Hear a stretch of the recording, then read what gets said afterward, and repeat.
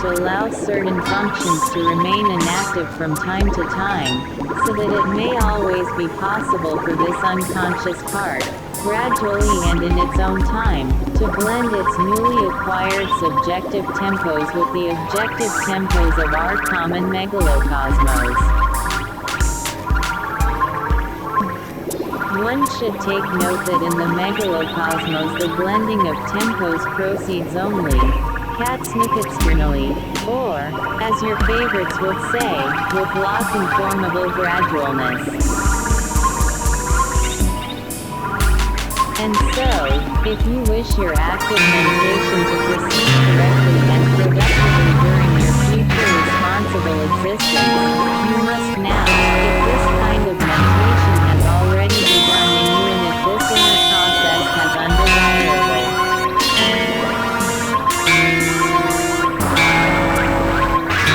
consequences for your planetary body, cease occupying yourself with it for a while, however much you may like it and however greatly you may be interested in it. Otherwise, croissant will occur in you, that is to say, only one part of your presence will acquire a new tempo, and so you will become, as your favorites would say, lopsided. By the way, most of your favorites, particularly the contemporary ones, when they link responsible age become precisely such, lopsided, beings. Only by a gradual change of the tempo of one part of the whole is it possible to change the tempo of the whole itself without injuring it.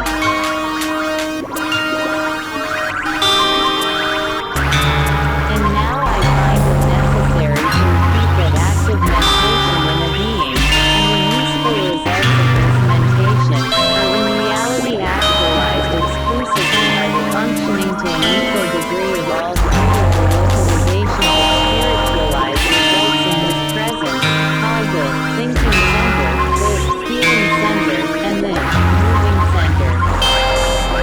Single quote. Chapter 47. The inevitable result of impartial mentation. Beelzebub would have said more, but just then everything was suddenly lit up and permeated by hails or something. From that moment the speed of falling of the ship Karnak began to decrease perceptibly. This meant that in this sphere of the universe one of the great cosmos, Equalinoptes, had appeared and was about to come alongside the spaceship Karnak.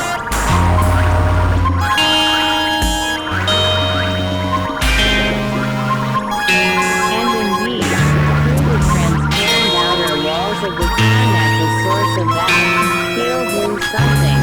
soon became visible, lighting up not only the whole interior of the ship but also all the space of the universe around this great cosmic, Equalinoptes. As far as the ordinary vision of beings could reach in the whole universe there are only four of these great, Equalinoptes, and each of them is under the direction of one of the four all-quarters main demons of the universe. A hurried and somewhat anxious commotion spread among the beings aboard the Karnak, and in a short time all the passengers and crew assembled in the main hall in the center of the ship. Each of them bore a branch of myrtle in one hand and a Gezelgachet in the other.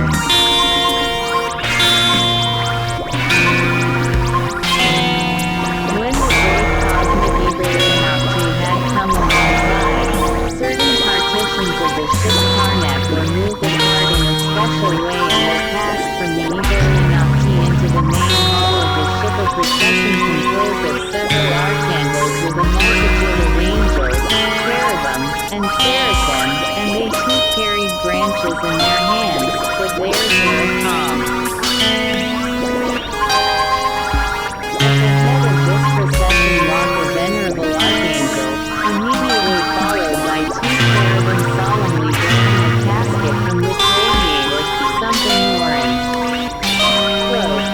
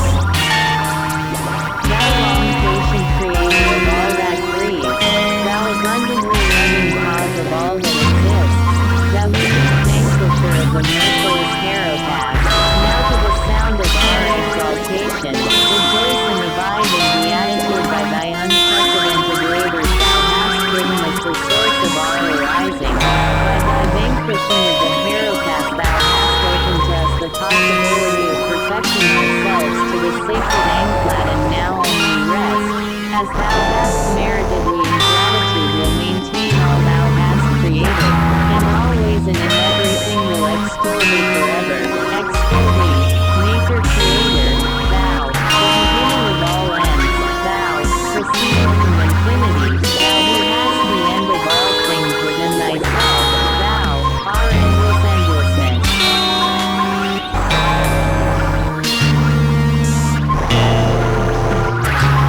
After the hymn had been sung, the venerable archangel who was at the head of the procession approached Beelzebub and solemnly proclaimed, by the decree of his all-orders maintainer, a large chair of Pechstoner, and bearing his own sacred rod, will appear before you, your right reverence, in order to restore to you, in accordance with the pardon granted you from above and for certain of your merits, that which you lost when you were exiled, your hands. Having said this, the venerable archangel turned toward the casket borne by the cherubim and with profound reverence carefully took from it the sacred rod. Meanwhile all those present knelt down on one knee, while the angels and cherubim began to sing the appropriate sacred canticles. With the sacred rod in his hand, the archangel turned again toward Beelzebub and spoke thus to the beings of Beelzebub's nature. Beings created by our unibeing endlessness, who by his infinite grace has pardoned this infirm being Beelzebub, who will again exist among you, beings like himself. As the variety and degree of wisdom of beings of your nature are refined and manifested by the horns on your heads, we must, with the permission of our all-orders maintainer, and with your help, restore the horns lost by Beelzebub.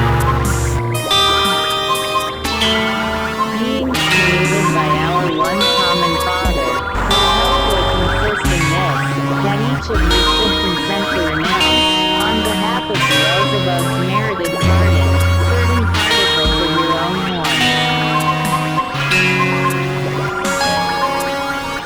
Therefore whosoever consents and wishes to do so,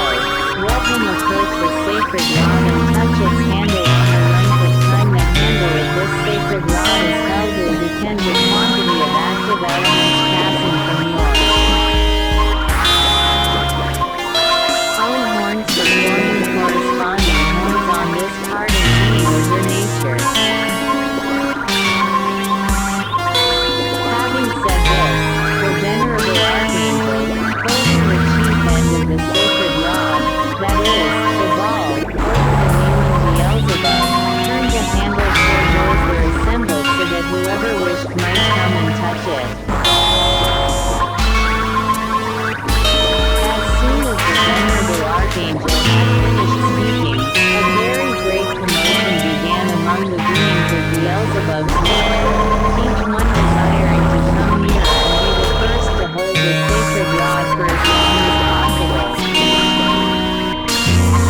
Order was soon established, however, and each one approached in turn and held the handle for as long as was indicated by the captain of the ship, who had taken upon himself the direction of the ceremony. During this solemn sacred action, horns began to grow, little by little, upon the head of Beelzebub.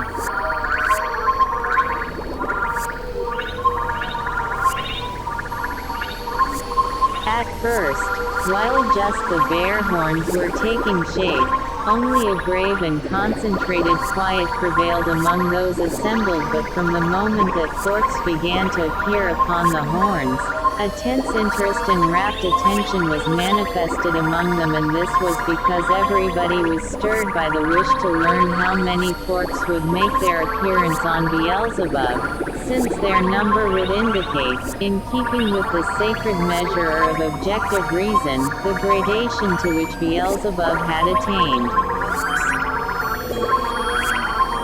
First one fork was formed, then another, and then a third, and as each fork made its appearance, a clearly perceptible thrill of joy and profound satisfaction was evoked in all those present.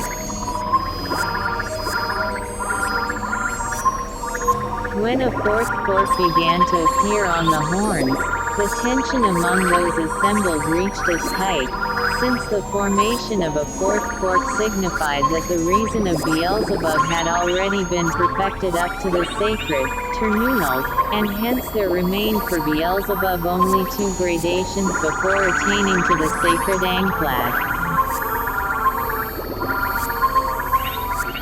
As this unusual ceremony was nearing its end, and before all the participants had time to recover their self-possession after their earlier joyful agitation, suddenly on Beelzebub's horns there appeared of itself a 5th fork of a special form known to them all. Thereupon all without exception, even the venerable archangel himself, fell prostrate before Beelzebub, who had risen to his feet and stood transfigured in the grandeur conferred on him by the truly majestic horns which had arisen on his head. And all fell prostrate before Beelzebub because the 5th fork on his horns indicated that he had attained the reason of the sacred, Kodkulad, which is the last gradation of reason before the sacred Angklad. The reason of the sacred Angklad is the highest to which, in general, any being can attain. It is the 3rd in degree from the absolute reason of his endlessness himself.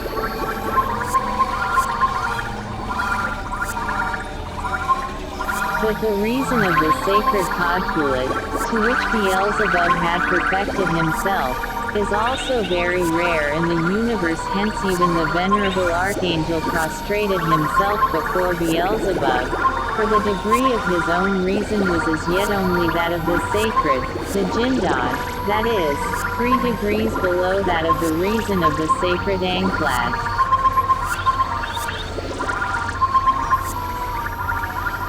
When they had all risen to their feet, the venerable archangel, this time addressing all the assembled beings of different natures, proclaimed, "Beings created by one Creator, we have just been worthy to be the first to behold the fulfillment of that which is the dream of all those present, as it is of all beings in the whole of our great megalocosmos."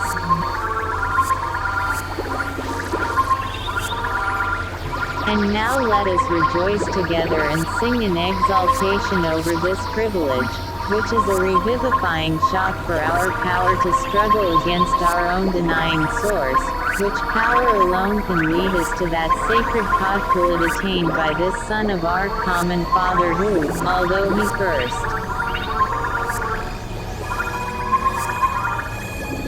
transgressed on account of his youth, was afterward able, by his conscious labor and intentional suffering, to become worthy in his essence to be one of the very rare sacred Kodkulads of the whole of our great universe.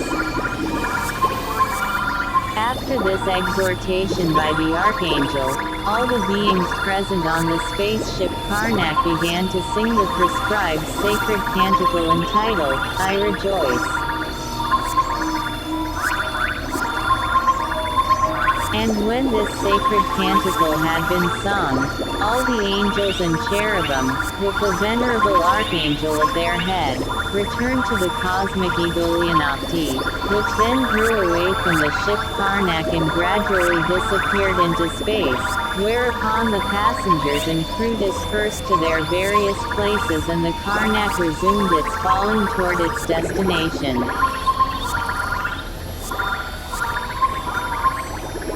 After this most great universal solemnity, Beelzebub, with his grandson and his old servant Ahum, who like all the other passengers of the spaceship Karnak were deeply moved by this unexpected event, returned to that part of the ship where all their talks had taken place about the men beings arising and existing on the earth. When Beelzebub, now with a transfigured appearance corresponding to his merits, had taken his usual place. Ahum, his old servant who had been close to him for almost the whole of his existence, suddenly fell prostrate before him and in a sincerely entreating voice, began to speak. Sacred Podkulit of our great megalocosmos, have mercy upon me and pardon me, unfortunate ordinary three-centered being that I am, for all my past disrespectful manifestations, voluntary and involuntary, toward your sacred essence. Have mercy and pardon me, pardon just this three-centered being who, though he has existed a very long time, yet to his misfortune, only because in his preparatory age none of his elders aided the crystallization in him of the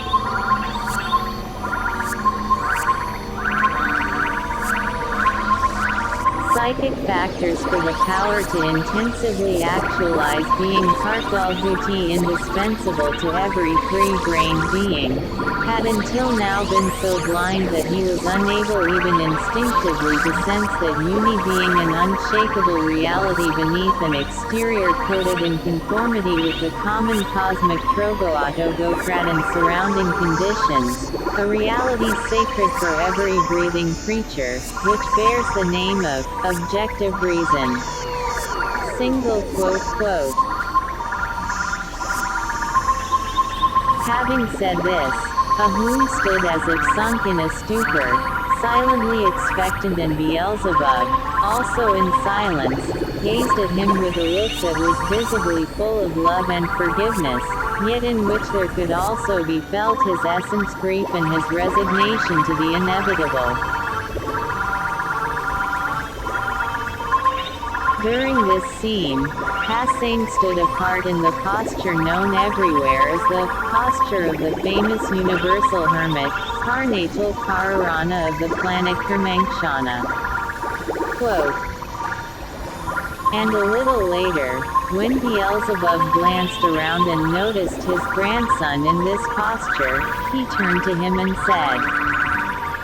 "What, my boy? Can it be that the same thing is proceeding in your presence as in our old Ahuns?" To this question of Beelzebub, Hassane, in an uncertain tone unusual for him, replied timidly, "Yes, almost.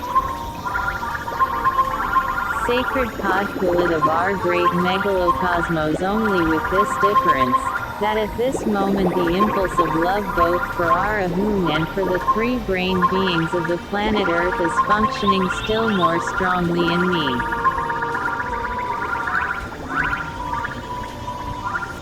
This impulse of love is growing stronger in me because, it seems to me, both Ahun and the three-brained beings of the planet Earth have greatly helped me to become worthy of being an eyewitness of the glorification of Him who is the cause of my arising and who until now I have called my dear grandfather, but who has now become also for me, one of the sacred Podkulads of our great megalocosmos, before whom all will bow and before whom at this moment I have the happiness to stand." Quote. Ek, EKH, EKH. Exclaimed Beelzebub, and giving his features the expression he was wont to assume during his sojourns on the planet Earth, he said, "First of all, I wish to voice in the language of our venerable Mullah Nasser Eddin the thought that arises in me by association about Ahun's words, so unusual for him, and also about his unaccustomed posture. Our dear teacher would say in such a case, don't shed tears in vain like the poor crocodile that snapped at the fisherman and missed biting off his lower left half. And now take your usual places and let us talk a little more." Although we are now entering the atmosphere of our planet Karatas, we shall not land for a fairly long time because, as is usual with spaceships, our ship has to exhaust its acquired momentum before it stops at its destined mooring place. Quote, Hassan and Ahun immediately and wordlessly proceeded to follow Beelzebub's suggestion, though by their movements and the transparency of their inner psyche, it was evident that there had been a marked change in their attitude toward the person of Beelzebub since that all-universal event.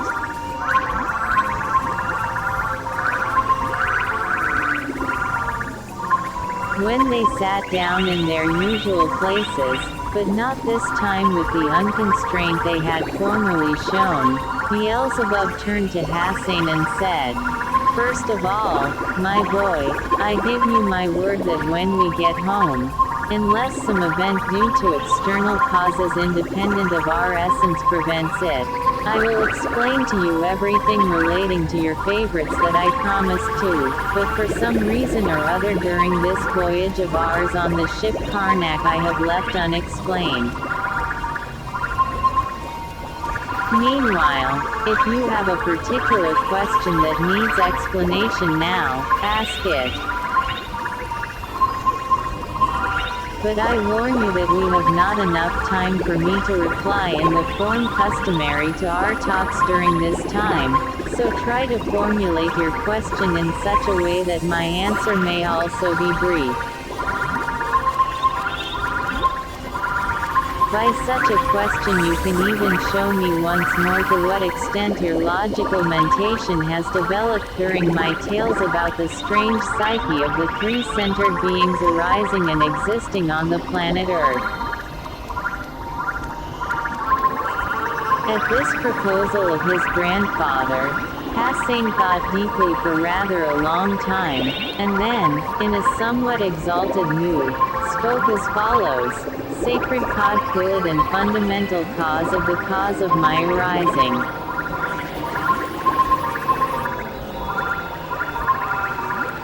After the solemnity which has just taken place, when your sacred essence was coated with a corresponding visible exterior and when thereby its full significance, which until then could not be perceived or understood by every three-brained being, became clear and perceptible to me, as well as to every other cosmic unit except yourself, every word spoken by you and every counsel of yours has for me the force of law. I must therefore strive with the whole of my presence to carry out the suggestion you have just made to me and try to formulate my question as well and as briefly as possible. Sacred Codquid, and cause of my arising. In order that the convictions formed in me during this time, thanks to your explanations of the abnormalities proceeding on the Earth, may become definitively crystallized in me, I still wish very much to have your personal and sincere opinion about the following. How would you reply if our all-embracing Creator, Endlessness himself, were to summon you before him and ask you this, Beelzebub?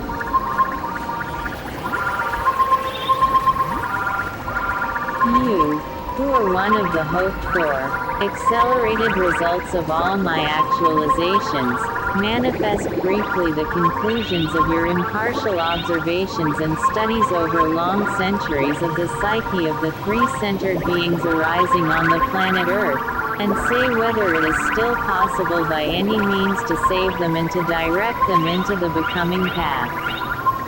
Single quote. Having said this,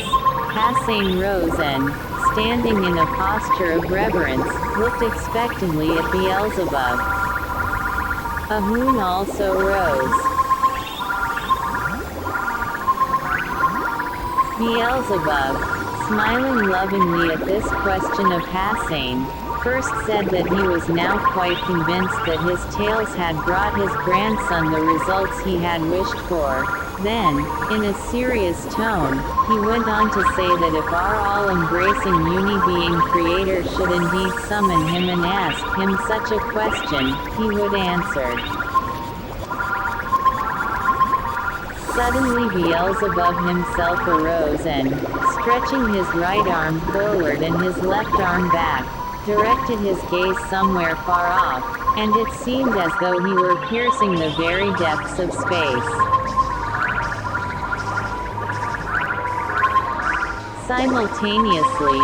something pale yellow, little by little appeared around Beelzebub, and began to envelop him, and it was in no way possible to understand or to discern its origin, whether it emanated from Beelzebub himself or was coming to him through space from sources outside of him.